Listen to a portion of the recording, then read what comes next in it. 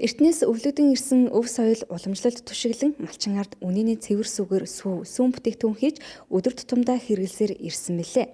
Тэрхүү сүүн бүтээгдэхүүн малчны гар дээрээс төв сойрон газрын хүнсний зах худалдааны төвүүдэд зарагдан иргэдийн гарт очдог юм.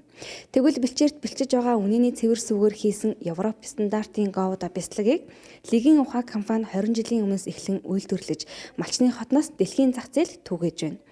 Өдөрт 2.4 тонн бяцлаг үйлдвэрлэх хүчин чадалтай энэхүү компани 4 төрлийн бяцлаг үйлдвэрлэн зах зээлд нийлүүлж байгаа юм а. Бид Төв аймгийн Алтан булаг сумын нутагт байрлах Лигийн ухаан компанийн үйлдвэртэй танилцлаа.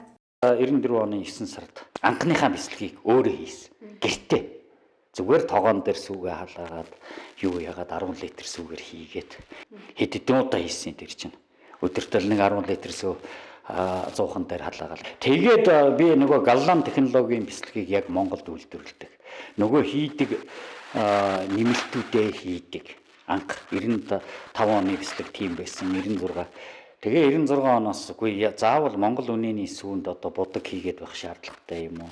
Удаан хадгалах, байнгын зөөлөн байлгах нөгөө янз бүрийн нэмэлтүүд байж штэ. Тэднийг хийгээд байх шаардлагатай биш санагдаад өөрөө л тэгэл жилд нэг 200 заримдаа 100 заримдаа 200 литр сүүн дээр дуршилт хийгээл үйдэг гэсэн 96 оноос эхлээл. Тэгээ 98 онд энэ технологи гаргаж байна. Энэ технологи бол ямар ч химийн холцоордгүй. Нөгөө бодог хэрэглэхгүй. Нөгөө янз бүрийн шингэнүүд хэрэглэхгүй. Голландын гауда гэдэг бяцлаган дээр суурилж анх хийгээд тэгээ Монгол технологи гаргаад авчиж байгаа юм. Энэ бяцлагны амт чанартай юм яхаар зөвхөн бэлчээр юм болж байгаа. Би суурин малаж байгаа сүү хэрэглэдэг. Сүүг хэр хурдан халаах, удаа халаах уу гэдгийг энэ юунуудэр ингээд тааруулаад энэ дотор халаачдаг. Хамгийн хөргөлтөө тэдэн гараад. Тий, эхний шат. Тэгээ сүү чи хариуцах гэж байгаа. Дараа нь эргээ сүүгээ хөргөж байгаа. Хөргөлтөө явуулаад мөн тодорхой градусд эрэнгүүт ээдэлтэй явуулж байгаа. Тэгээ сүлд нь зэлцгэнээр үүснэ. Энэ дотор бүх юм өвдөн. Нэг л тоног л хэрэгтэй. Ус хатуулагтай бол энэ тоног л хэрэгтэй байхгүй. Энэ ус ариутгах зорилготой. Энд чинь маш цэвэр ус хэрэгтэй. Бас энд чинь ус хэргэлдэг байхгүй. Нөгөө үйл ажиллагааны явцад. Тэхийн тулд энэ цэвэр ус ариутгах зорилготой. Одоо нөгөө хатуулагын яах зорилготой. Хэргэлдэг тоног л. Зэлцгэнээр үүсгэчлээ. Дараа нь тэрнийгээ зүсээд шар сүгэ авчихлаа. Тэгээд одоо энэ нэг тор өлгөтэй байгааз энэгээр шар сүгэ ялгана шүү дээ. Тэр нөгөө идмээ ингэж хөрөмтлүүлж авна гэсэн үг. Энэ торнуудаар. Тэгээд энэ хэвнүүдэд ороод энэ хэвнүүдэд шахагдаад дээр нь одоо манайх бол прессээр биш 40 бетонд ус хийгээд тэргүүрээ хилээд тохиролцдог байхгүй нөгөө шах.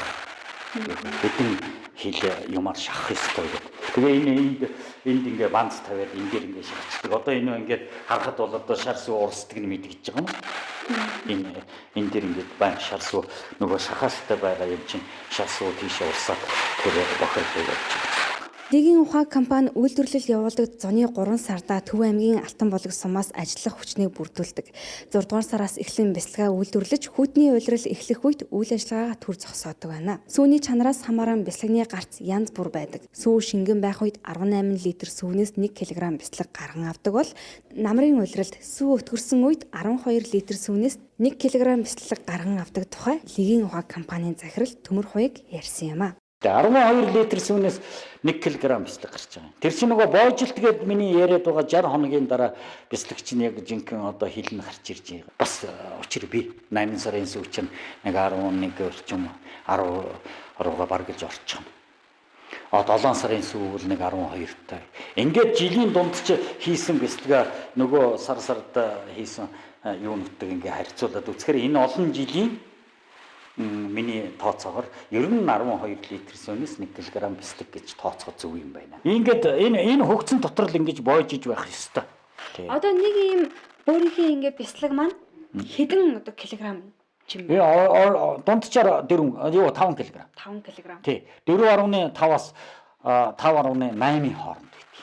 Тэр төрөний тэр цагаан хэв биш үү? Химийг хэр дүүргэнэ гэдгээс шил. Манай бяцлаг бол ерөнхийдөө 3 жил хадгалж болно. Яг энэ хөвцтэй. Одоо бол энэ чинь бойжилтанд явж байгаа бяцлаг учраас дулаан байх хэрэгтэй. Энэгээр бүх төрлийн хоолнд хэрэглэнэ гэсэн. Байгалийн гаралтай Европ стандартад суурилсан бяцлаг үйлдвэрлэхэд хамгийн чухал нь хадгалалт байдаг байна. Лигийн ухаан компани үйлдвэрлэсэн бяцлагаа 60 хоног бойжуулж боловсруулдаг бөгөөд бэлчээрийн мал аж ахуйд түшиглсэн сайн чанарын сүүгээр үйлдвэрлэж буй Монгол бяцлаг байгалийн гаралтай хатуу бяцлаг гэдгээрээ олон улсын зах зээлд өрсөлдөх чадвар сайтай дэлхийд танигдах боломжтой юм а.